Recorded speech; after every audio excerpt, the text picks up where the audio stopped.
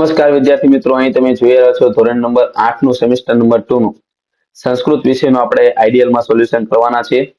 તો આજના સોલ્યુશનની અંદર આપણે યુનિટ નંબર 3 અને 4 બંને સાથે જોવાના છે. તો તેના માટે તમે પ્રથમ વિડીયોને અંત સુધી અવશ્ય નિહાળો અને વિડીયોને લાઈક આપી દો, તેમજ વિડીયોના અંતમાં તમને આજનું સોલ્યુશન કેવું લાગે છે તે કોમેન્ટમાં અમને અવશ્ય જણાવો. તો શરૂઆત કરીએ આપણે યુનિટ નંબર 3 પહેલિકા. તો એમાં વિકલ્પના ઉત્તર આપેલા છે. પહેલામાં જવાબ એ સર્પ થશે, બીજામાં ચંદ્રમા, ત્રીજામાં સમુદ્રસ્ય, ચોથાની અંદર આવશે હળ. પત્રને કેવો દર્શાવવામાં આવ્યો છે કે સ્પષ્ટ બોલનારો, મુખ વિનાનો અને અક્ષર જ્ઞાન વાળો. એટલે બધા જવાબ થશે, એટલે ડી ઓપ્શન થશે તમારો જવાબ. એના પછી છઠ્ઠું તમને આપેલું છે, કોણે સીતાને સુવર્ણ મુદ્રિકા વીંટી મોકલેલી? તો રામ. એના પછી સૂત શબ્દ છે અર્થ કા ક એટલે કે પુત્ર થાય. ખાલી જગ્યા આપણે પૂર્ણ કરવાની છે. તો અહીં તમને અંડરલાઈન કરેલી છે અને બાજુમાં તમને જવાબ પણ આપેલા છે. આમાંથી જોઈને તમારે લખવાના રહેશે. એના પછી ક્વેશ્ચન નંબર 3 છે, ગુજરાતીમાં ઉત્તર લખવાના છે. એક ચક્ષુ પ્રહેલિકામાં કોઈ પણ 3 વિરોધાથી બાબતો જણાવો. એમાં પેલું છે, એક આંખ વાળે છે પણ કાગડો નથી અને દરમાં જવાની ઈચ્છા રાખનાર સાપ નથી. ચતુર્મુખે ન બ્રહ્મા પહેલેકાનો અર્થ શું થાય? કે એનો ઉત્તર થાય હળ. એના પછી કોણે વાયુ વેગથી ચાલતો હોવા છતાં એક પગલું પણ આગળ જતો નથી? કુંભારનો ચાકડો વાયુ વેગથી ચાલતો હોવા છતાં એક પગલું પણ આગળ જતો નથી. ચોથું છે, ભોજન બાદ શું પીવું જોઈએ? તો કે ભોજન બાદ છાશ પીવી જોઈએ. વિષ્ણુ પદને કેવું કહ્યું છે? તો એમાં આવશે દુર્લભ. સંસ્કૃતમાં ઉત્તર લખવાનું છે, એક ચક્ષુ ક અસ્તિ? તો સૂચિકા. કાક.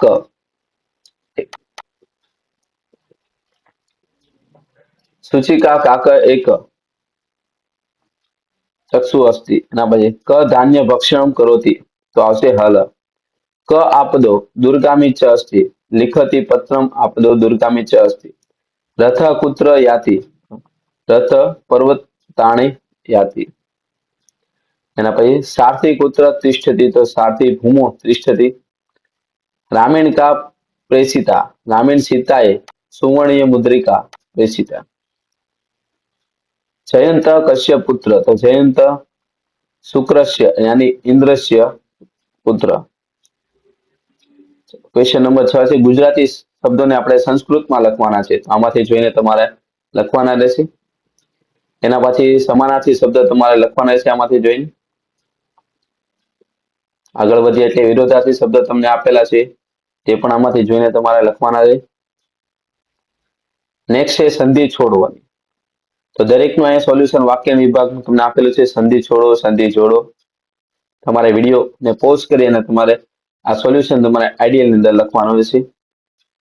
એના પછી કે આ એકમાં વપરાયેલા સામાસિક શબ્દો આપ્યા છે, એનો અન્ય શબ્દો આપણે બનાવવાના છે. એના પછીનો શબ્દ રૂપને ઓળખવાનો છે, વિભક્તિ કઈ છે, કયું વચન છે, લિંગ કયું છે તે. તો બધું જ તમને સોલ્યુશન તમને આપેલું છે, એટલે શાંતિથી તમારે વિડીયોને પોઝ કરીને તમારે આઈડિયલને તમારે લખવાનું છે. એના પછી ધાતુ રૂપ તમારે ઓળખવાના છે. આ વર્તમાન કાળ એવું આપણે લખેલું છે, વર્તમાન કાળ. શ્લોક પૂર્ણ કરવાના છે, તમે તમારી ટેક્સ્ટબુક માંથી પણ જોઈને તમે પૂર્ણ કરી શકો છો. ચલો જોઈએ હવે નેક્સ્ટ ચોથું યુનિટ, પ્રેરણાદીપ ચાણક્ય. તો એમાં વિકલ્પ અંદર પેલો થાય, શીતકાલ શબ્દનો અર્થ ઠંડીનો સમય. કંબલ ઇતિ શબ્દ છે અર્થ કામળો. ક ચંદ્રગુપ્ત મંત્રી અસ્તિત્વ ચાણક્ય? લોકોને કામળા વેચો, આ વાક્ય ચંદ્રગુપ્ત બોલે. ચંદ્રગુપ્ત આને વિતૃત કથતી? તો આવશે કંબલા. એના પછી કંબલા કેશા કુંતે? તો દરિદ્ર જના નામ. એના પછી જનેશું. એના પછી આવશે અહમ. નવમામાં આવશે પ્રભાતે. નાસ્તિ શબ્દની સંધિ છોડો તો ન વત્તા અસ્તિ. 11માં પ્રકોષ્ઠ. 12માં થાય પ્રકોષ્ઠનો શબ્દનો અર્થ થાય ઓરડો. કંબલા એટલે કે સમીપે. 14માં પુનઃ પ્લસ શબ્દની સંધિ જોડવાને તો પુનશ્ચ. એના પછી આ અમારું સાર છે, આ વિધાન કોણ બોલે? તો બીજો ચોર ક ચોર કારીન ઉદર પૂર્તિ કરોથી તો આવશે બી ચોર. હજી આરંભ પાપ ન કરીશ્યામી. 18માં છે ચાણક્યના વાણી અને વર્તનથી કોનું પરિવર્તન થાય છે? કે ભાઈ ચોરો. એના પછી તમને અહીંયા ખાલી જગ્યા આપેલી છે, આમાંથી જોઈને તમારે આઈડિયલ ની અંદર તમે લખવાની રહેશે. નેક્સ્ટ તમને આપેલો છે ખરા ખોટા, તે પણ અહીં તમારે જોઈને લખવાના રહેશે. ચલો ગુજરાતીમાં ઉત્તર છે ચંદ્રગુપ્ત ચાણક્યને શું કહ્યું? કે આપ ચાણક્ય ઠંડીનો સમય છે, લોકોને ધાબળા વેચો. ચંદ્રગુપ્ત ચાણક્યને શું આપે છે? ચાણક્યને ગરીબ લોકોને વેચવા માટે કામળા આપે છે. બીજા ચોર ચાણક્યના ઘરમાં શું શું જોવે છે? બીજો ચોર ચાણક્યના ઘરમાં તેલનો દીવો, આસન તથા પુસ્તકો જોવે. ચોરો ચાણક્યના ઘરમાં શું જોઈને આશ્ચર્યચકિત થયા? તો ઘરમાં જોઈએ કે ઠંડી ખૂબ છે, કામળા નજીકમાં છે, છતાં પણ ચાણક્ય પોતે કામળાનો ઉપયોગ કરતા નથી, નીચે સૂતા છે. આ જોઈને તે આશ્ચર્યચકિત થયા. કામળાઓના ઉપયોગ વિષયમાં ચાણક્ય ચોરોને શું કહે છે? તેના વિષયમાં ચાણક્ય ચોરને કહે છે, આ કામળા મારા માટે નથી, તે ગરીબો માટે છે, તેથી એનો ઉપયોગ કરવો પાપ છે. ચાણક્ય શા માટે કામળાનો ઉપયોગ કરતા નથી? તો કે કામળા ગરીબ લોકો માટે છે, ચાણક્ય માટે નથી. તે માને છે જે વસ્તુ આપણી નથી તેનો ઉપયોગ કરવો પાપ છે. બીજાની વસ્તુનો ઉપયોગ કરવા અંગે ચાણક્ય શું માને છે? બીજાની વસ્તુનો ઉપયોગ કરવા અંગે ચાણક્ય કહે છે કે જે વસ્તુ આપણી નથી તેનો ઉપયોગ કરવો જોઈએ નહીં. ચોરો કેવી રીતે પેટ ભરતા હતા? તો ચોરીનું કામ કરીને. ચાણક્યનો ઉત્તર સાંભળીને ચોરો શું કહે છે? ચોરો કહે છે, અરે રે, અમે તો દરરોજ પાપ કરીએ છીએ. ચોરીના કામ વડે જ પેટ એટલે કે ગરીબ છે એમ આજથી શરૂ કરીને પાપ નહીં કરીએ એવું કહે છે. ચલો હવે સંસ્કૃતમાં તમને સવાલના જવાબ આપેલા છે, આમાંથી જોઈને તમારે લખવાના રહેશે. નેક્સ્ટ છે એના પછીનો કે કૌંસમાંથી સાચો અર્થ પસંદ કરીને તમારે લખવાનો છે.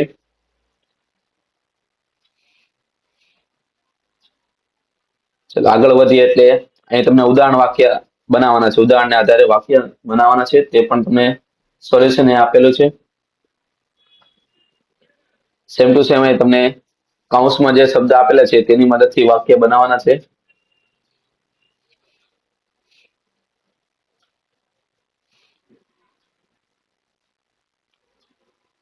આગળ વધીએ એટલે નેક્સ્ટ ક્વેશ્ચન નંબર. તો હવે યુનિટ નંબર 5 નું આપણે સોલ્યુશન આના પછીના વિડીયો લેક્ચરમાં જોવાના છીએ, અને તેના માટે તમારે ચેનલને સબસ્ક્રાઇબ કરવાની છે, જેથી તમને યોગ્ય સમયે વિડીયો લેક્ચર મળતા રહે. અને આજનું સોલ્યુશન તમને કેવું લાગ્યું છે તે કોમેન્ટમાં અવશ્ય જણાવજો, અને લિંકને તમારા ફ્રેન્ડ સર્કલમાં શેર કરવાનું ભૂલશો નહીં. Thank you.